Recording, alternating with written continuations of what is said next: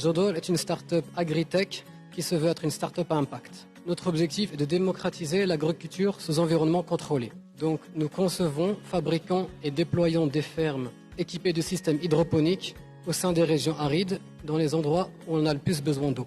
Donc plutôt que chercher à faire des optimisations de masse, donc à grande échelle, mais des petites économies d'eau, nous cherchons plutôt carrément à réduire les consommations de 80 à 70% d'eau, tout en économisant en termes de fertilisants et en supprimant l'utilisation des pesticides et des herbicides. Ce sont aujourd'hui des modèles qui existent dans d'autres continents, qui fonctionnent extrêmement bien. Et le défi aujourd'hui que la start-up cherche à relever est la démocratisation de ce système, l'industrialisation de cette technologie pour la déployer en Afrique. Et c'est là où on a clairement besoin de partenariats et de financement forts.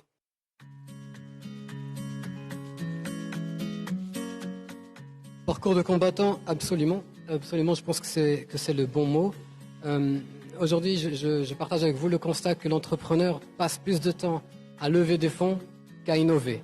Couplé du fait que les startups industrielles ou agritech reçoivent finalement le moins de fonds, car il y a beaucoup de risques, car les modèles de scalabilité ne sont pas aussi rapides que l'e-commerce et la fintech. Et moi, j'aimerais vous répondre que le vrai risque sera le jour où on n'aura plus d'eau et plus de quoi manger. À ce moment-là, on verra effectivement comment est-ce qu'on paye et on achète.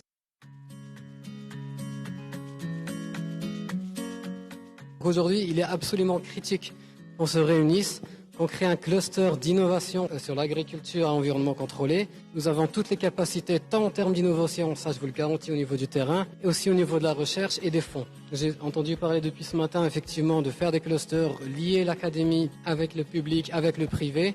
Mais je pense que les deux éléments critiques pour passer d'un cluster à un super cluster, c'est de ramener les fonds, les capitaux et l'entrepreneur qui, d'un côté, amène la capacité à aller plus loin, à scaler, à voler pour le capitaux, et aussi ramener la capacité d'agilité, d'innovation et de pivot rapide qu'aujourd'hui des grandes corporates ne pourront pas se permettre. Donc pour créer cette nouvelle génération, voilà le modèle qu'il faut construire. Rajouter au cluster les fonds d'entrepreneurs en parallèle du public, du privé et de l'académie.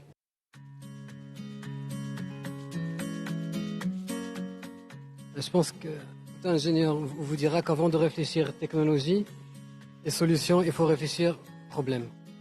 Et aujourd'hui, si on veut favoriser de meilleurs modèles de consommation, il faut que le consommateur soit dans le cœur et au centre de la solution. Donc il s'agit déjà de la sensibilisation du consommateur et sa volonté à consommer local, à consommer organique, à avoir et prendre conscience de l'impact carbone de ce qu'il consomme, de ce qu'il met dans son assiette. C'est le premier élément. Une fois que le consommateur arrive à un certain niveau de maturité, naturellement, il drivera la demande. Il drivera l'innovation et l'investissement qui suit. Et là, c'est clairement pas le travail de la start-up, mais plutôt des pouvoirs publics, du privé, de pivoter dans ce sens-là, et peut-être le rôle même du secteur académique, de faire évoluer une génération vers ces nouveaux modèles de consommation.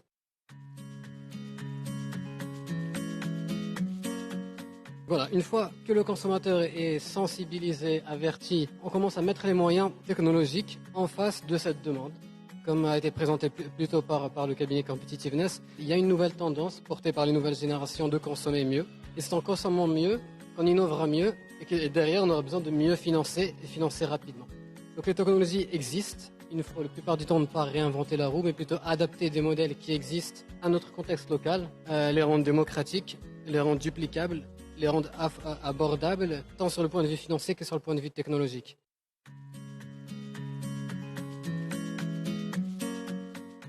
Concernant la technologie que nous souhaitons démocratiser, que nous n'inventons pas, que nous souhaitons démocratiser, on ne fabrique pas de l'organique, mais déjà du zéro résidu et zéro pesticide. En supprimant déjà cet aspect-là et en réduisant énormément la consommation d'eau, on peut fabriquer n'importe où, même dans des régions arides, en sortant de la dépendance de la qualité du sol, tout type de produits à feuilles, voire même des plantes médicinales, des plantes aromatiques. Ce qui nous permettra rapidement d'arriver vers une stratégie de valorisation de ces produits et encore une fois directement répondre à ces besoins.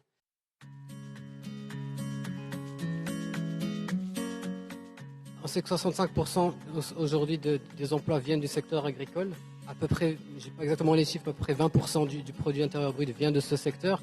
Et il y a des modèles en Afrique qui marchent très très bien, typiquement le modèle du Kenya, qui innove très rapidement et qui intègre le fermier, qui aussi, d'ailleurs ce pays aussi a les mêmes problématiques en termes de fragmentation des terres et qui accompagne le fermier. Et d'ailleurs, les meilleures startups aujourd'hui qui lèvent le plus de fonds intègrent le social dans leur modèle de développement et travaillent avec des stratégies de SPP, comme vous avez dit, avec le public, le privé, pour scaler ces solutions et toucher un maximum de personnes. Donc c'est là où cette collaboration est absolument essentielle. Mettre le consommateur au cœur, les entourer des bons intervenants. Il faut faire quelque chose qui est durable et vraiment, finalement, avoir cette légitimité de pouvoir dire qu'on a une innovation, un impact et qu'il faut ça ensemble pour régler les problématiques étatiques qui sont bien évidemment déjà établies et identifiées et partagées. Merci.